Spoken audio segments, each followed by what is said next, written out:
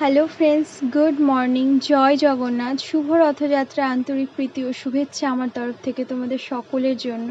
তো আজকে দেখো, আমি শ্রী জগন্নাথের খুবই পছন্দের একটা রান্না তোমাদের সঙ্গে শেয়ার করছি। তোমরা এবার না হলেও বা পরের বার হলেও জয় জগন্নাথের ভোগে এটা দিতে পারো। ওনার খুবই পছন্দ। তোমরা যদি পুরী যেয়ে থাকো তাহলে তোমরা জানবে যে উনি ছানা কতটা পছন্দ করতেন। ওনার ভোগে প্রতিদিন ছানার কিছু না কিছু থাকে, পনির থাকলেও ছানার কিছু না কিছু থাকে। আর তোমরা কে ছানা পছন্দ করো আর কে পনির পছন্দ করো আমাকে কমেন্ট করে জানিও। আমার কিন্তু পনিরের থেকে ছানাটাই বেশি ভালো লাগে। তো দেখো, প্রথমে আমি লবণ, হলুদ আর একটু মিষ্টি আর একটু সামান্য ময়দা দিয়ে ছানাটাকে ভালো করে মেখে ওটাকে কোফতার মতো শেপ দিয়ে ওটাকে তেলের মধ্যে ভেজে নিয়েছি।